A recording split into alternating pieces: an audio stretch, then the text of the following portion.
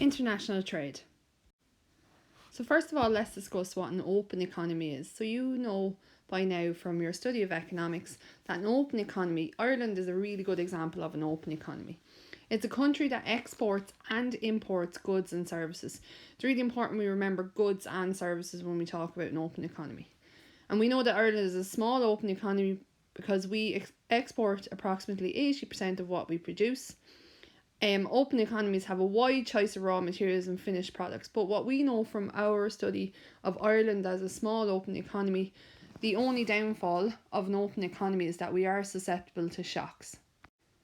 Okay, so you probably know this already, but just let us go back to basics. What is international trade then? Well, importing is buying goods and services from other countries, and exporting is selling goods and services to other countries. We know that when we import, money leaves Ireland, and that when we export, money comes back into Ireland, because when we sell our goods and services, we get money in exchange for those.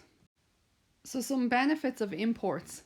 So first of all, we know that we don't produce oil. So that's one big thing that we would import. So it helps us to obtain natural resources that are not available in Ireland.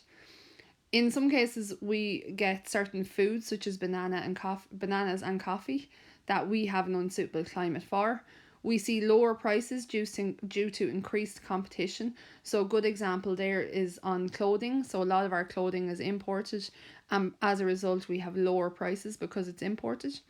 To have variety and choice of goods and services. So when you go into your supermarket and you have a wide variety of food, that's because we import some of that food. And then finally, it's very important for our businesses that we have access to essential raw materials. Some firms in Ireland buy in raw materials, use those raw materials, manufacture them, and make them into a finished product. So from your study of economics so far, we know the drawbacks of imports. I think it's something that we tend to focus on an awful lot in economics, but we know that imports are also a good thing. So first of all, we know that money is leaving the country, so we'd see the leakage of national income. So you'll remember that from your circular flow of income that we were studying just before inflation. The competition from abroad can also lead to the closure of Irish industry. So we see that with the sugar beet industry. There used to be a very big sugar beet factory down in County Carlow, but then other countries that have much more favourable weather were able to grow sugar beet for a lot cheaper. Remember, we looked at this when we talked about economic development, that these countries can offer cheaper wages. So in terms of their labour is quite cheap because there may be an absence of labour laws. And finally, increased government spending. If industries or firms close due to price competition, what we can see is unemployment. If the industries and firms close because these goods can be imported for much cheaper, then we see the closure of firms. And we saw that, if you remember looking at one of the Reeling in the Years episodes that we were looking at, you would have seen that Fruit of the Loom that previously manufactured in Donegal closed their firm to outsource to Morocco because labour was much cheaper there. So in the next couple of slides, we're going to look at visible imports and exports, and invisible imports and exports. So visible imports are goods which are brought in from other countries. So they're goods, they're visible, you can hold them, physically hold them. And we know that money leaves the country. So examples are citrus fruits, wine, or cars. Invisible imports are foreign services that are brought in from other countries. So the main thing what I want you to think about when we talk about invisible imports, the money leaves the country. So when you're trying to think of whether something is an import or an export, or invisible or visible, well, what I want you to think is, well, where does the money go when I hand it over to receive this good or service? So when we look at money leaving the country, it can be an Irish person on holiday in the US. So remember, they'll bring their euro to the US, change it into US dollars, and spend their money there.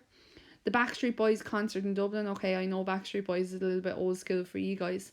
So, it can be any sort of concert that's in Dublin, Nicki Minaj or Beyonce.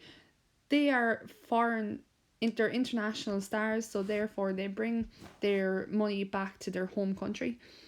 Or maybe even a French horse winning the Grand National. So that's horse racing. So the Irish Grand National If a French horse wins it, they get a prize. They get prize money, and they'll bring that back to France. We've talked a lot about import substitution as well, so a lot of these slides are going to be nothing really new to you. So we know that import substitution is when an indigenous firm begins to produce a product which has been previously imported. And remember, we said that indigenous means native. Okay, so a native firm, or in our case an Irish firm, begins to produce a product which has been previously imported. So an example there would be buying Irish potatoes instead of Spanish potatoes, or one of the good examples I gave you was protein bars. So I think I talked about this with you before. We know that Fulfill is an Irish company, so you always see them in the shops now, whereas previously we would have imported a bar that was called Quest. So if you wanted a protein bar, you would have imported this bar that's called Quest. Okay, so there's another good example for you.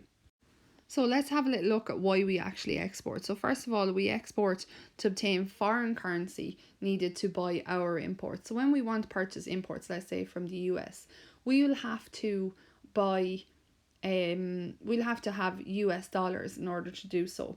And one good way of doing that is to export. We can get foreign currency.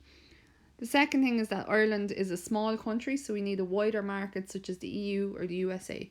We need more consumers. So if you think about how much beef we produce, obviously all the people in Ireland aren't going to eat all of that beef. So we need to be able to sell some of it here, and anything that's in excess, send abroad. So the more customers we have increased sales and profits. And remember, economies of scale. So I don't know if you remember that from costs of production. Economies of scale are when you make a good saving in costs due to the fact that you're able to produce more goods. So when we talk about economies of scale in terms of exporting, the more we can produce, the more costs we can save. So I want you to think back to our example about a baker in a bakery. So we know that that baker can make one cake. But for all the costs that they'll incur, so the bag of flour, which maybe could make 10 cakes, the various different ingredients that you have to buy in bulk that could make more, the light, the heat, the electricity, all of that for just one cake. So it would make more sense if we could produce more cakes and be guaranteed that we would sell them. We would drive down the cost per cake, because remember, we would be dividing out all of those costs that I've just discussed over a wider amount of production. Okay, so the next one then is diversification. It means less dependency on one market if a country is in recession. So remember, during the Celtic Tiger, we had a huge dependency on the housing market in terms of jobs and in terms of money flowing around the economy. And when that bubble burst, it meant that we really, really struggled. We had to look at other sectors in which we could become more dependent. It creates employment. So if we have increased production, we see the increased need for workers. So it makes more jobs. Okay. And then we have money inflows. So the injection into the Irish economy, which we talked about during national income, or the circular flow of income, that money inflows, it's an injection into the Irish economy. And then finally we have this export-led growth. So if the Irish economy is in a downturn, firms may still increase their sales as long as we are able to export, and that our growth is export-led. We would have seen the growth during the Celtic Tiger. Part of it was export-led, but a huge chunk of it was obviously hugely inflated by the housing sector, whereas we would survive a downturn much better if we can see a huge surge in exports.